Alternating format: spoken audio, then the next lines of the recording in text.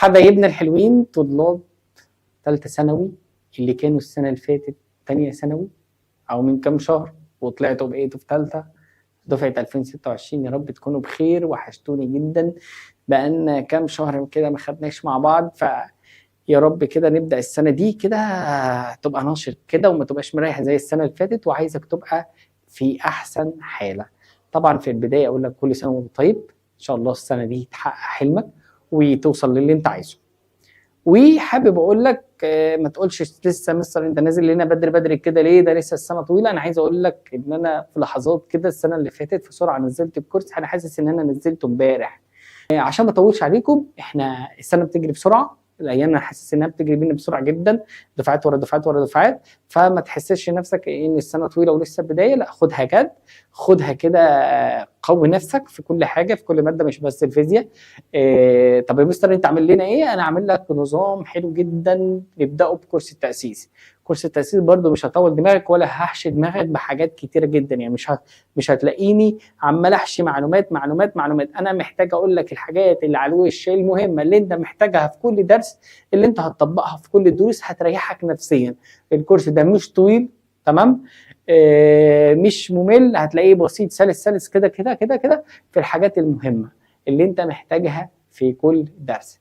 فحبايبي حلوين، يا ريت نلتزم بدايه السنه ونمشي خطوه خطوه مع بعض وما نكسلش في خطوه. انت كده كده انا عارف ان في اجازه، وعارف ان ممكن يكون خلاص يا مستر انا ايه اللي يخليني ابدا بدري. لا معلش، انت مش هتفرق معاك الساعه اللي انت هتسمعها دي وتقوي نفسك فيها قبل ما تدخل وتبقى محتاس في ماده الفيزياء. الفيزياء ماده سهله في الثانويه العامه، ماده بسيطه، والحمد لله ربنا كرم الدفعه اللي فاتت وكان امتحان بسيط جدا، ومن معظمه ايه كله من التوقعات اللي احنا قلناها في ليله الامتحان. فان شاء الله ربنا يكرمكم زي ما كرم. هم دفعه وحشيني جدا، وانتوا ان شاء الله نحقق الحلم اللي انتوا تتمنوه السنه دي. شبابنا الحلوين، اول حاجه في كورس التاسيس بتاعنا هو حاجه اساسيه بتلاقيها في كل المسائل وكل حاجه انت حواليك. كل ما تيجي متحقق مساله، وخصوصا من اول ما نبدا من الفصل الثاني هتلاقي نفسك داخل في التحويلات. كل مساله بتحلها بتلاقي فيها سنتيمتر ومليمتر ومايكرومتر ونانومتر، هتلاقي التحويلات اساسيه طول ما انت ماشي يا شباب من اول المنهج لاخره. طبعا لازم يحط لك مساله والثانيه والثالثه فيها تحويلات، والتحويلات دي عقدتك. عشان كده النهارده هنتكلم عن التحويلات الاساسيه اللي احنا بنحتاجها طول المنهج. تمام يا شبابنا الحلوين؟ يلا مع بعض كده نبدا باول حاجه التحويلات. يلا يا شباب مع التحويلات مع بعض كده. بص انا عايزك تركز في اللي هنقوله. لما تلاقي سنتي تضرب في 10 أس -2، ولما تلاقي ملي ام سمول اهو جنبي ادي ملي متر تضرب في 10 أس كام؟ -3. شايف الام اللي شكلها غريب كده؟ دي اسمها مايكرو، تضرب في 10 أس -6. لما تلاقي ان سمول اعرف انك بتتكلم في النانو في 10 أس -9. انجستروم 10 أس -10. بيكو اهو في 10 أس -12. تمام؟ هنا بقى دي الحاجات الكبيره اللي بالموجب. كيلو أس 3، ميجا أس 6، جيجا 10 أس 9. صعبه؟ تعالى بقى نقول لك بنحل الكلام ده ازاي. يعني لو في يوم من الايام ادالك مساله قال لك ادي اهو معايا اهو 50 سنتيمتر، يا حبيبي فيها كام متر؟ شفت سهله ازاي؟ هقول له عينيا، تعالى امسك ال 50 زي ما هي، ما فيهاش اي ادنى مشكله اهو، وراح اضربها السنتي كام؟ ايوه يا حلوين برافو 10 أس -2. حلو الصيغه دي اسيبك كده؟ ايوه كده حلو كده، انت حولتها وبقيت ممتاز. تمام، تعالى ناخد مثال تاني. افرض قال لك 200 نانو متر، يا ترى يا مستر فيها كام متر؟ عاش، في ناس بدأت عارفة لوحدها. يا مستر امسك ال 200 اهو زي ما هي الرقم ده، وبعدين اضرب ايوه في 10 أس النانو. ايوه النانو كام؟ -9. ماشي، هو كله متر متر متر؟ لا مش كله متر. افرض جه قال لك انا معايا 40 مايكرو، شفت الام مكتوبه ازاي؟ امبير فيها كام امبير؟ تمام، ده مش انجستروم ده امبير. هعرف منين؟ انجستروم اول حاجه فيها ضمه، والانجستروم بتيجي مفردها لوحدها اهو، فاهم قصدي؟ اما دي مايكرو امبير مفيهاش مشكله. يلا يا مستر، امسك ال 40 زي ما هي، برافو، واضربها في 10. المايكرو كام؟ بص على المايكرو، 10 اس سالب 6. عاش يا شباب. تعالى واحده كمان يا مستر، زياده تاكيد. قلت لك انا عندي 4، تمام، مثلا مثلا نقول كيلو فولت. كيلو فولت، برافو. يبقى الأربعة ازاي احولها لفولت الاول؟ ايوه برافو عليك، سمعك وشاطر. هنكتب الأربعة اهو واضربها في 10. الكيلو كام؟ أس 3 اهو. يبقى فهمنا بنحول ازاي؟ تمام، حلوين جدا. واحدة كمان، واحدة كمان زيادة تأكيد يا مستر. قال لي معاك 20، ايوه، مثلا نقول بيكو ثانية. حلو، فيها كام ثانية؟ همسك، برافو، همسك ال20 الجميلة دي واضربها في كام؟ واضربها في 10 أس سالب 12. تمام. قول معايا لو انت نسيت، سنتي ملي مايكرو نانو، سنتي ملي مايكرو نانو، 2 3 6 9 مع بعض. يلا كمان، ها، سنتي ملي مايكرو نانو، 2 3 6 9. حفظنا اهو. اول كام؟ برافو، 4. يلا قول معايا، سنتي ملي مايكرو نانو، 2 3 6 9. تعالى احفظك 3 تاني. كيلو ميجا جيجا، 3 6 9. كيلو ميجا جيجا، 3 6 9. فيها مشكلة؟ كنا بنحفظها برضو، بنقول ايه؟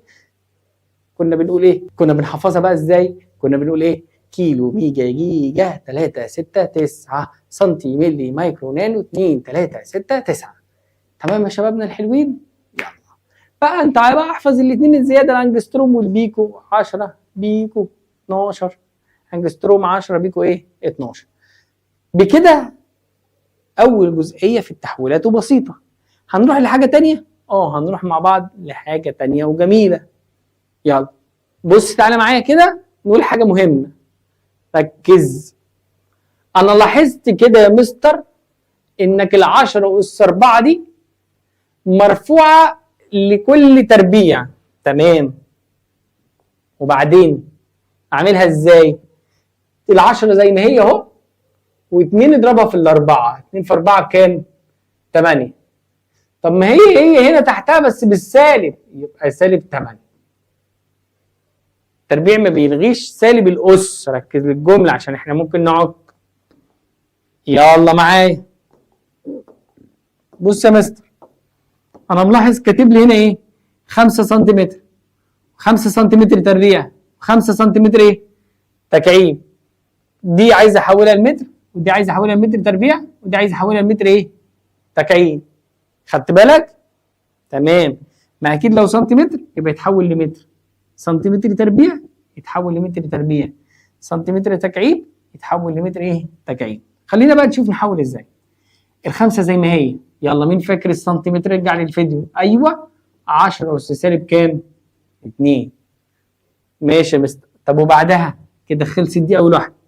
دي هنا بقى، ها، 5 في 10 اس سالب كام؟ 2 لكل ايه؟ تربيع. ايوه في واحد، خلاص يا مستر انا عرفت الناتج. ادي الخمسه زي ما هي في 10 اس سالب 2 في 2 4. عايش انت برنس. يلا بعدها 5 سنتيمتر تكعيب، هي اول 5 في 10 اس سالب كام؟ 2 اهو، مفيش مشكله. طب دي ايه؟ تكعيب، يعني دي كل ايه؟ تكعيب. انت المفروض خلاص حفظت بالنظر، تطلع وتضرب على طول. 2 في 3 6، يبقى 5 في 10 اس سالب كام؟ 6. مره 2 2 كمان، 2 كمان، كده الدنيا تحلو معاك. بص بنقول ايه؟ لو طلب قال لك 3 ملي متر تكعيب، فيها كام متر تكعيب؟ الله، في ناس بدأت جابتها بالنظر في سرعه، حلو جدا. ادي الثلاثه، ماشي. في 10 الملي 10 اس سالب كام؟ 3 لكل ايه؟ تكعيب. تمام. 3 في 3 9 يبقى 3 في 10 اس سالب 9. طب السؤال اللي هنقوله بتاع الحلقه اهو، يلا معايا جاهزين؟ ماشي. 2 مليمتر تربيع فيها كام متر تربيع؟ هسيبها لكم وانتوا تحلوها. ماشي. ويلا نروح لحاجه تاني مع بعض. انا عايزك تبص للصفحه دي، ده واجب. اسرع طلبه هيسلموا الواجب ده ليهم احلى مكافاه. اتفقنا يا شباب؟ هستنى منك تحل لي كل الليله دي، بس هعمل لك حاجه صغيره هنا. سنتيمتر تربيع تتحول لمتر تربيع. ليه يا مستر انت ما كتبتهاش عشان اوريك دي بتتحول ليه ودي بتتحول ليه؟ دي التربيع سنتيمتر تكعيب يبقى اكيد بتتحول لمتر تكعيب، مليمتر تربيع يبقى متر تربيع، مليمتر تكعيب يبقى متر تكعيب، كيلو متر تربيع لمتر تربيع. ودول عاديين خالص. انا عايزك تشوف احلى واشطر طلبه دفعه 2026 قدها ويحلوها. يلا مع بعض نروح لحاجه ايه ثانيه مع بعض. ماشي.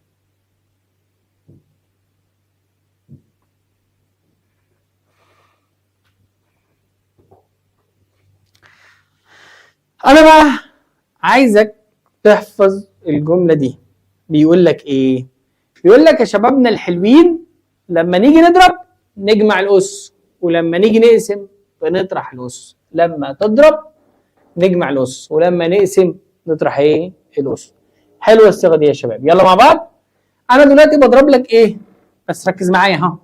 10 اس 8 في 10 اس 2 تديك 10 اس كام؟ واحده دي 8 في 2 16. 16 لما عفريت لما ياخدك يا شيخ. انتوا عيال حلوه. 8 و2 كام؟ 10. بجمع الاسس عشان ضربت. واحده كمان يا مستر. 3 10 اس 3 في 10 اس 2 في 10 اس 2 طلع 10 اس كام؟ 3 و2 5 و2 7. احلى شباب واحلى شباب حلوين.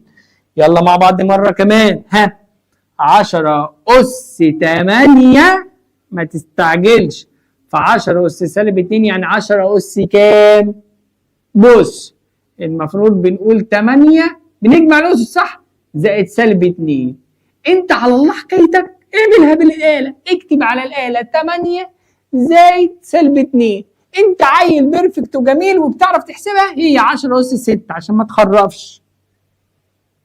انت ما بتعرفش تستخدم الاله مفيش مشكله ما تمعبكش. تمام. يلا هنا 10 اس 8 سالب 8 مع 10 اس سالب 2 يبقى 10 اس كام؟ بنكتب على الاله سالب 8 زائد سالب 2. الاله ترد عليك بكل احترام سالب 10. محدش يقول لي اس 10 سالب في سالب بموجب ما تتفلسفش. انت تعرف تجمع له سالب 8 زائد سالب 2 هي سالب 10. ما تعرفش تستخدم الاله. انت عيال حلوه وهتسمع الكلام. يلا ربنا يحافظ ايه عليكم يا احلى شباب. تعالى بقى نروح لقصه ثانيه من الحاجات المهمه عندنا. ايه هي التربيع. التربيع يا مستر. تربيع ايه؟ الجذر يعني. بص في حاجات كتير واحنا بنحل الفيزياء ان احنا لازم نشيل الجذر، ننظف الليله من الجذر. طب ننظف الليله من الجذر ازاي؟ بنربع الطرفين. معايا مساله قال لك زد بتساوي جذر اكس تربيع زائد واي تربيع. انا ملاحظ هنا مساله زي دي لقيت جذر. انا كاتب لك بص لما تلاقي جذر في المساله لازم تتخلص منه. سامع ولا مش سامع؟ يعني لازم تربع الطرفين. طب هربع يا مستر اهو. هربع ده واربع ده. طب الزد هتبقى زد ايه؟ زد تربيع. طب ماشي يا مستر. ده بقى الاكس تربيع تبقى اكس اس 4 ولا تنزل زي ما هي؟ يا ترى بيعمل ايه التربيع؟ التربيع ده جبته عشان يشيل الجذر ده. فاهم؟ التربيع جبته. انا عارف في عيال طلبه شاطرين وفاهمين وممتازين وبيعرفوا يفكوا على طول وسهله بالنسبه لهم. معلش نراعي اخواتنا اللي على قدهم برضو في المواضيع دي. انا يا حبايبي الحلوين انا بشيل التربيع، بحط التربيع قصدي عشان اشيل ايه؟ الجذر، يبقى تنزل اكس تربيع اهو زائد واي ايه؟ تربيع. بس كده. وبعدين اتعامل مع مساله عاديه. يبقى دي من الحاجات المهمه اللي لازم اخد بالي منها. تتوقعوا اللحظه اللي جايه دي هنتكلم عن ايه؟ نتكلم عن حاجه مش مهم، ده هي قوانين الفيزياء. العلاقات. طالب ثالثه ثانوي داخل معايا مش عارف يفرق يعني ايه علاقه طرديه ورسمه العكسيه، اصلا يعني ايه طرديه ويعني ايه عكسيه. انت عيل بيرفكت، انت اللي انا عارف يا مستر انجز خلصني، انا عارف يعني ايه طرد وعارف يعني انت عيل بيرفكت، تركن بس دقيقتين على جنب، انا عارفك شاطر يا عم صرح. سيب بقى اللي تعالى لي بقى اللي خايف في الحته دي زي حالتي. يلا. طرديه يعني اتنين بيزيدوا مع بعض او بيقلوا مع بعض. طرديه يعني ايه؟ بيزيدوا مع بعض او بيقلوا مع بعض. طب عكسيه واحد بيزيد والتاني بيقل. فهمت قصدي؟ وخد بالك يلي فوق سرعت الحته دي، خلي بقى الشاطر يتغفل في الحته دي. عكسيه بيزيد ويقل بس بنسب غير متساويه. فاهم قصدي؟ اما التناقصيه واحد بيزيد والتاني بيقل بس بنفس النسب ثابته. معايا المعلومه دي؟ يا رب يكونوا فهمتوا يا شبابنا الحلوين. تعالى بقى اوريك شكلهم عشان دفعه 2025 غلبتني في الحته دي. غلبوني في مش عارفين يفرقوا رسمه، هي الرسمه دي يبقى قرب على الامتحانات ومش عارف الرسمه اللي شكلها دي طردي ولا عكسي. تمام؟ تعالى انت حابب تشوف شكل العلاقات؟ انا عينيا ليك يا احلى شباب اهو. يلا روح معايا. بص لي كده.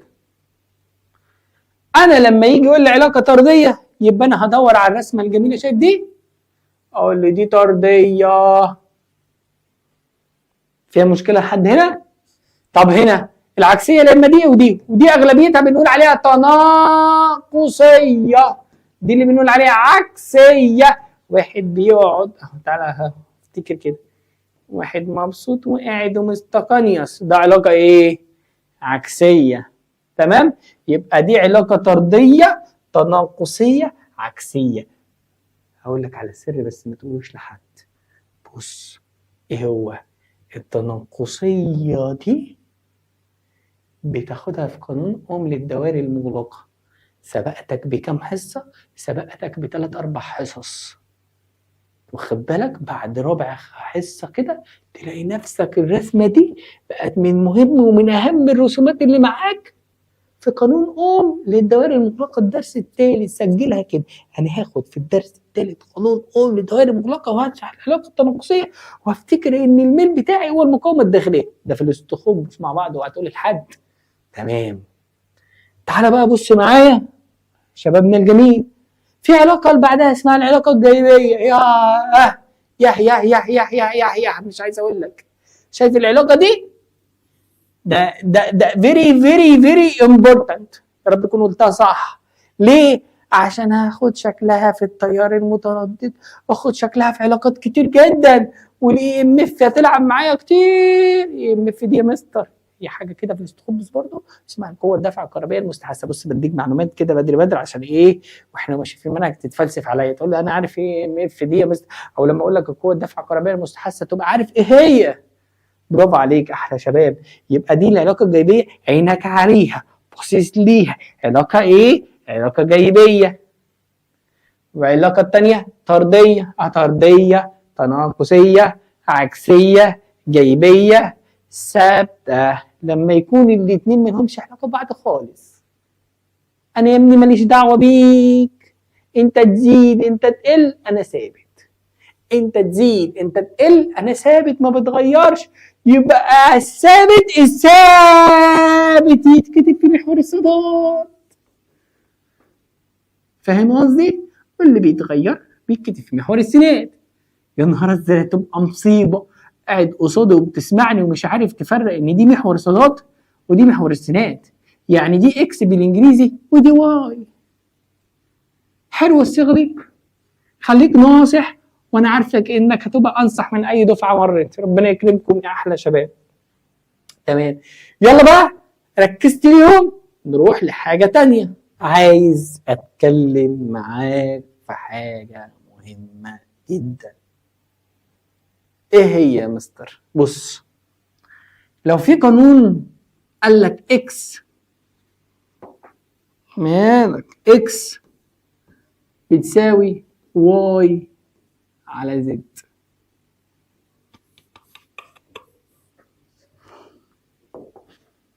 اركن شويه عادي يا شاطر، اركن على جنب شويه. ده بسط، ايوه برافو. وده ايه؟ مقام. البسط علاقه طرديه، مقام علاقه عكسيه. البسط علاقه طرديه، المقام علاقه عكسيه. بس مش كل القواعد، بس عشان ما تقولش مستر رمز حفظني طول السنه ان اي حاجه في البسط علاقه طرديه واي حاجه في المقام علاقه عكسيه. لا، في حاجات كده ثابته، يعني ولا طرديه ولا عكسيه، ملهاش علاقه ببعضيها، بس موجوده في القانون. بس اغلب الحاجات اللي موجوده في القانون، اي حاجه في البسط علاقه طرديه، واي حاجه في المقام علاقه عكسيه. حلوه الصيغه دي؟ يعني لو جيت قلت لك اعمل لي علاقه، ايوه، بين مين ومين؟ بين الاكس والزد. ده مقام ولا بسط؟ مقام، يبقى علاقه عكسيه. طب اعمل لي علاقه بين الاكس والواي، ده علاقه طرديه. صعبه؟ تمام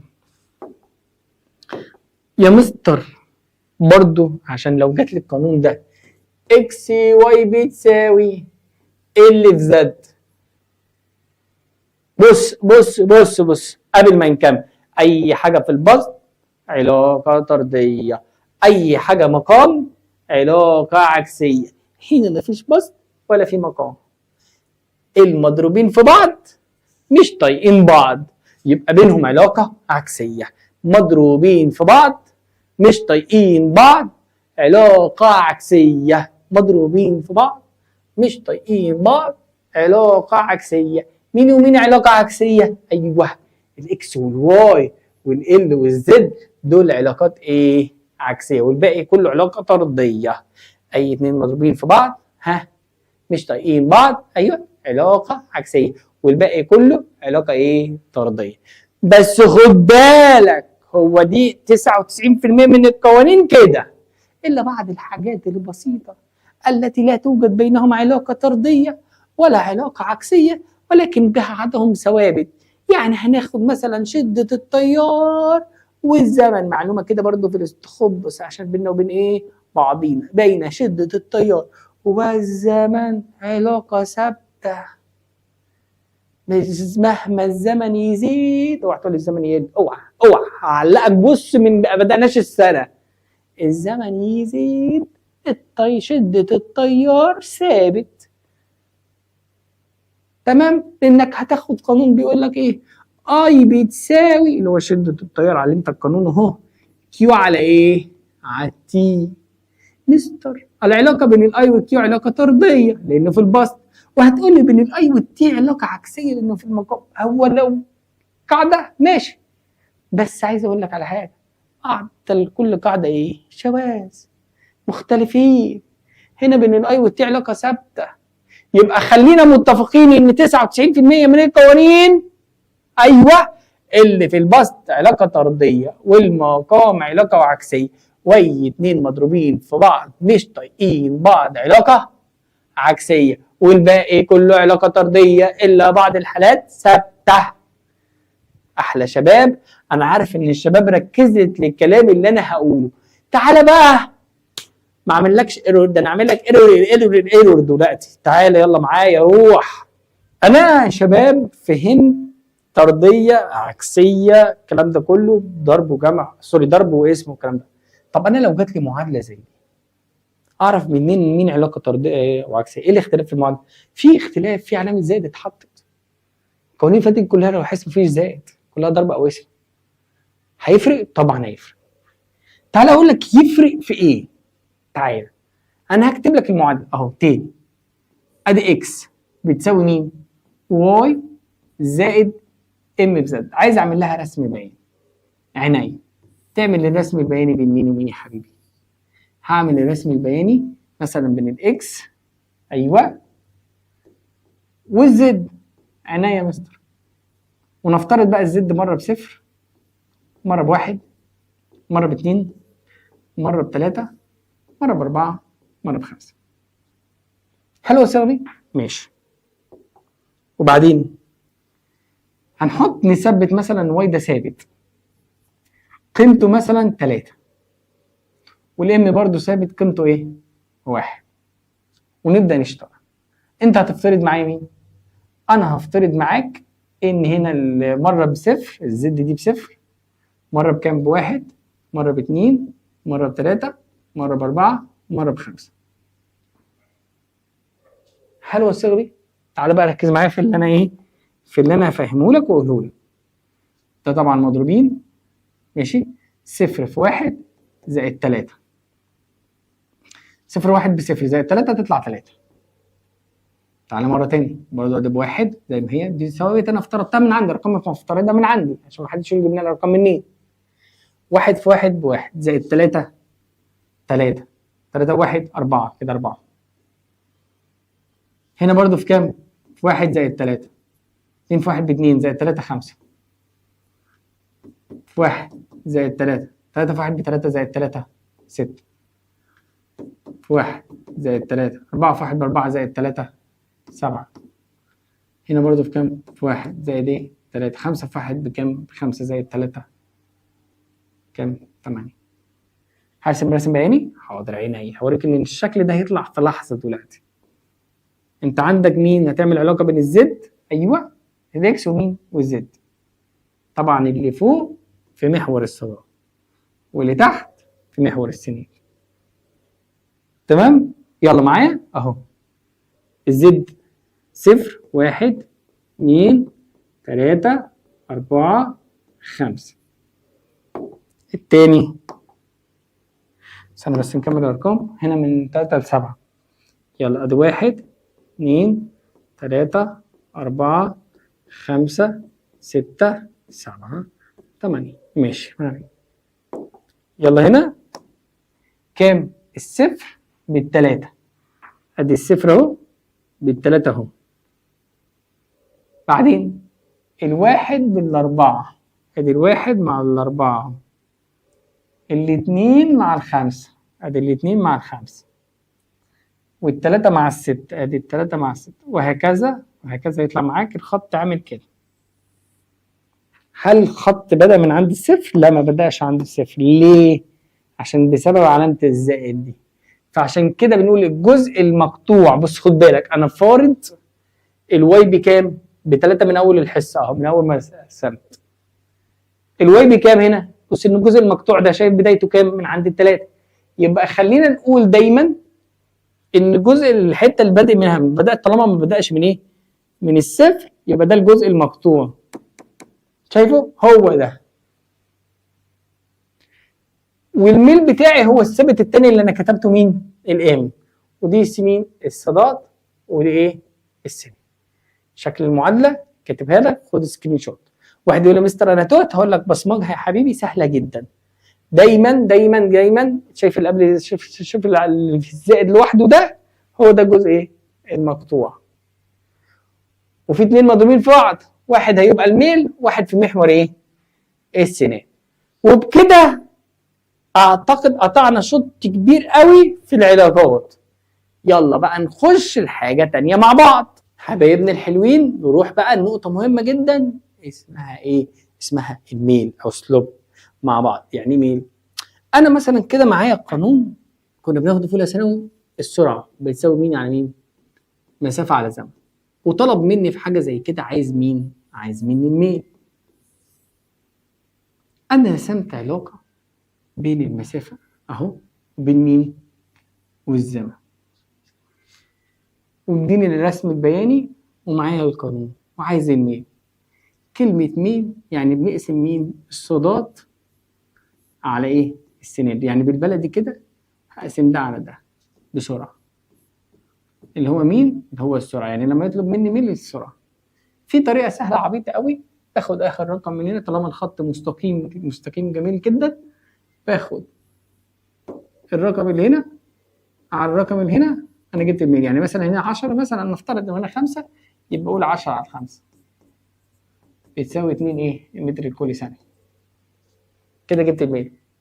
الطريقه الطبيعيه التقليديه بتاعه مدرسين الفيزياء، حضرتك بتعمل ميل وبترسم مثلث وبتاخد الرقم اللي هنا تطرحه من الرقم اللي هنا، تطرح ده من ده، وكده عوضت مكان المسافة، يبقى دي 2 ناقص دي 1 على، وتاخد رقم من هنا ورقم من هنا، تطرح ده من ده، يبقى تي 2 ناقص تي 1.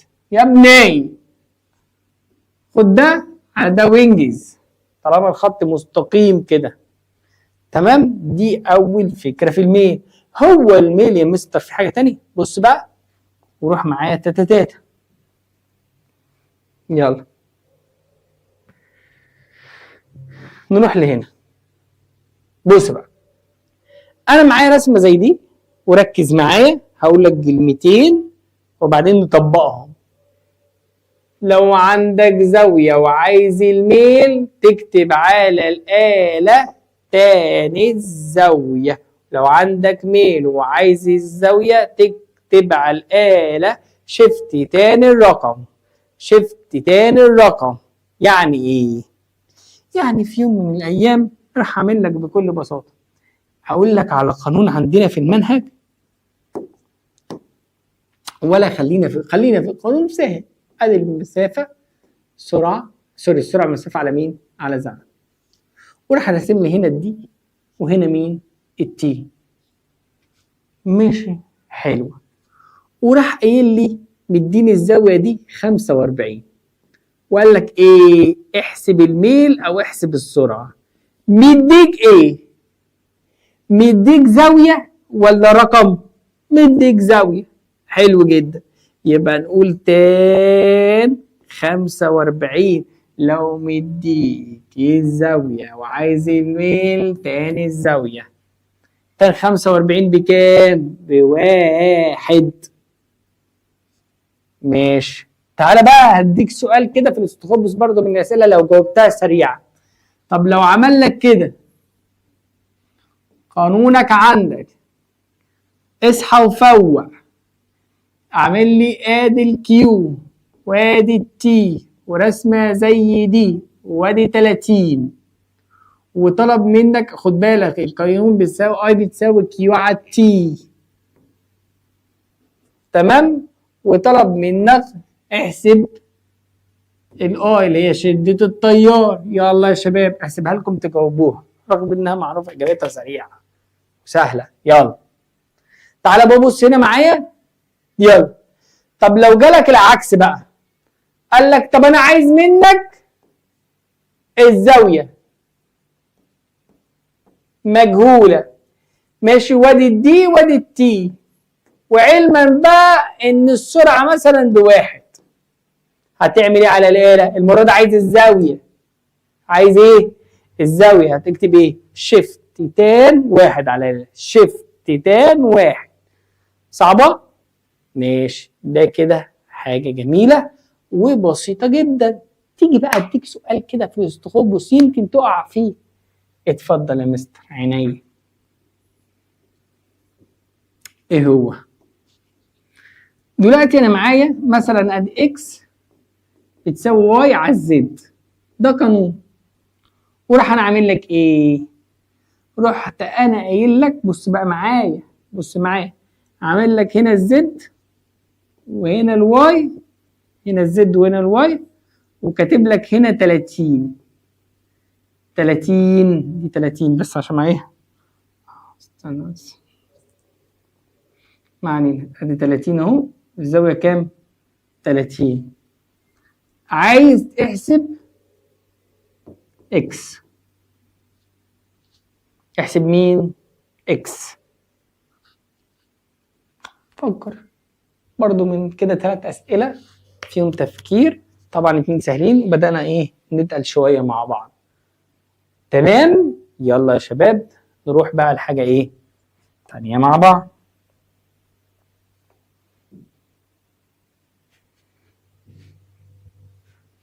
بص هنا، بص ايه ده، انت تفوق وتركز جدا، فوق وركز قوي. ايه هو هنا بقى؟ فكرة مين اللي اكبر، مش ولا مديك ارقام ولا مديك اي حاجة. بمعنى ايه؟ اصحى معايا،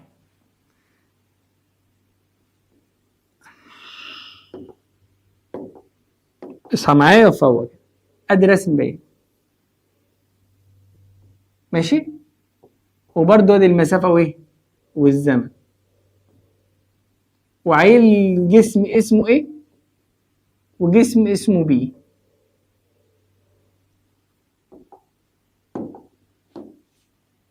بيسألني مين اكبر سرعة. طب واحد يقول لي هو فين الارقام؟ لا لا يا اخويا، لا يابا، دي انت عايزك مش تركز، دي انت تعصر مخك وتفوق في الحته دي. سهله وبسيطه، بس بتيجي كتير قوي في الامتحانات، قوي وقوي قوي في الدروس ومليانه. هو ايه القانون؟ القانون بيقول ان السرعه مسافه على زمن. ماشي يا مستر، مفيهاش مشكله، وادي المسافه وادي الزمن، يعني سرعه. مين اسرع كده؟ مين عادي جميل هو السرعه. ماشي، رحت قلت لك بص بص بص بص بص، البي دي زاويته، شوف الايه، ادي زاويته. يبقى لاحظت يا مستر انت قصدك عايز تقول لي مين اكبر زاويه؟ يلا بشطارتك كده، مين اكبر زاويه؟ برافو، الايه. يبقى الاكبر زاويه، اكبر ميل، اكبر سرعه. صعبه دي؟ يبقى اذا سرعه الايه اكبر من سرعه البي، لان زاويه الايه اكبر من زاويه مين؟ البي. بالراحه وبكل بساطه. يبقى خلينا نحفظ الأكبر زاوية هو أكبر سرعة. عايزين نطبق على الكلمتين دول، عينيا تعالى واحدة واحدة، أبقى مثبت المعلومات كده في دماغي. القانون اللي قلنا بنقول عندنا في المنهج، أدي الكيو والتي، وأدي هنا جسم اسمه إكس والتاني مين؟ واي، مع بعض أهو. مين أكبر شدة تيار؟ هل الأي إكس أكبر ولا الأي واي؟ في بقت ناس وشباب حلوة، وأنا حاسس إن الدفعة دي جميلة ومريحة شوية. أكبر زاوية صح، بس لازم أتأكد حاجة لطيفة أعملها. كيو على التي، أنا واخد إن الأي كيو على التي، يعني الدنيا مظبوطة معايا. كيو على التي مفيش أي فيها شأن مشكلة، صح؟ يبقى دور على الأكبر زاوية. يا ترى الواي أكبر زاوية ولا الإكس؟ برافو، يبقى الأي إكس أكبر من الأي مين؟ واي. صعبة؟ عكس بقى لو حب ايه، حب يضحك عليا شويه. ايه هو يضحك عليا ازاي؟ عمل لي كده مثلا، نفترض اهو، راح كاتب لي هنا التي وهنا الكيو، وراح عامل لي كده، وادي ايه وادي مين؟ بي. ولا فيش مشكله، انا هقسم التي على الكيو، بقسم الصادات على السينين. قسمت التي على الكيو، هو الطبيعي المفروض مين على مين؟ كيو على التي. لقيت حاسس ان الدنيا مقلوبه، يعني كده معناه الميل مقلوب، هعكس كلامي. هعكس ازاي؟ يبقى زاويه البي اكبر ولا زاويه الايه؟ هي زاويه الايه اكبر، صح؟ زاويه الايه كبيره كده كده، مش هنتعارض مع الزوايا، ولكن شده تيار البي هو الاكبر. يبقى اقول له انت مش قلبت لي الموقع؟ احنا عرفنا، احنا كده كده عارفين ان زاويه الايه اهو، ده الايه اكبر من زاويه مين يا مستر؟ زاويه البي. ولكن شده تيار مين؟ برافو، شدة تيار الايه هي اقل من شدة تيار البي. اتعكست. ليه اتعكست؟ اشمعنى المرة دي؟ لان اصلا انت قلب لي الميل. انت بدل ما تقول لي كيو على تي رحت كاتب لي تي على كيو، يعني انت تقلب لي وانا ما اقلبلكش. فاهمين قصدي؟ يبقى بكده بكل ايه بساطة. في حتة في الدندنة عايزك برضو تبقى مركز فيها عشان ما تقعش. طب انا مثلا انا عارف ان في حاجتين بينهم علاقه ايه؟ عكسيه. مثلا عندي قانون ادي الار، قانون كده برضه في الاستخبص بتساوي رو اي، سيبك من ال على ايه. هسالك سؤال، بين الار والاي اللي هي المقاومه بعد كده هناخدها ان شاء الله، والاي هي المساحه. هدي معلومه برضه قلتها لك في ايه؟ في الاستخبص. بينهم علاقه ايه؟ في المقاومه علاقه عكسيه، يبقى دي علاقه عكسيه. يبقى اجي لما اجي ارسم ادي يا مستر عيني ادي الار وادي الايه؟ وادي العلاقه عكسيه. ممكن الاقيهم في الامتحان راح اعملها لي كده اهو مع بعض زي الشاطرين. ادي الار وادي بدل من الايه واحد على الايه، هتفرق؟ بس اعملها بالشكل ده. حلو جدا، جميل، وموضوع سهل. وكده كده بمرور الوقت انا عايزك تتعلم الاساسيات دي عشان لما ايه نكبر المواضيع مع بعض.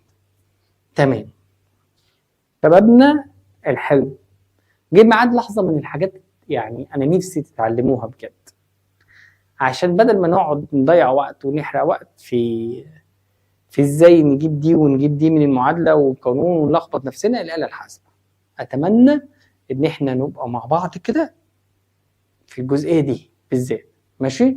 تعالى انا فارض معايا ان في قانون اسمه قانون كده افتراض، اكس بتساوي واي في زد على ال، ومديك حيث الاكس بكذا والواي بكذا والال بكذا، فانا عايز منك الزد. في عيال شاطره بتعرف ايه؟ بتعرف تضرب وسطين في طرفين. بتيجي على جنب كده وتقول لك ايه؟ انا ممكن احط هنا واحد واضرب ضرب وسطين في طرفين، اكس في ال بتساوي واي في زد. دي عيال شاطره. فانت لو عايز مين؟ الزد، يبقى هادي الاكس في ال زي ما هي على الواي وابدا يعوض.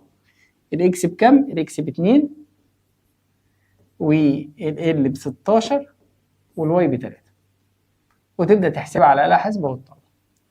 في ما بتعرفش تعمل كده، يعني في طلبه كتير برضو ما بيعرفوش يعملوا يضربوا ضرب وسطين في طرفين. وفي طلبه بتمشيها بطريقه الفهلوه اللي هو ايه؟ اللي عايزه اللي جنبه في المقام والباقي كله بسط. حلو الصيغه دي؟ اللي عايزه جنبه في المقام والباقي كله بسط. يعني ايه؟ انا عايز مين؟ انا عايز الزد. عيني الزد مين جنبه؟ الواي، يبقى تنزل مقام زي المحترمين والباقي كله بسط اللي هو الاكس والال، وعوض واقول الاكس زي ما اديها لي ب2 والال ب16 والواي بايه؟ ب3. في بقى طلبه زي حالاتي كده يحبوا ايه؟ يكتبوا التعويضات وبعدين يرصوا على القلم وما يوجعوش دماغهم، اللي هي ايه؟ اكس بكام؟ ب2 ويساوي الواي بكام؟ ب3. الزد مش معايا مجهوله والال ب16. عايز اطلع الزد، بكتب على الاله ازاي؟ بص الخطوات. انا عارف ان واحد يقول لي طب ليه وجع الدماغ ده؟ ما احنا ممكن ايه يا مستر على الاله ايه؟ على طول. تعالى واحده واحده كده معايا. انا اول حاجه انا بكتب الاثنين، شايف الاثنين دي؟ بدوس على الاثنين اهو. وبعدين الخطوه اللي بعدها بدوس الفا كالك عشان اظهر علامه ايه؟ يساوي.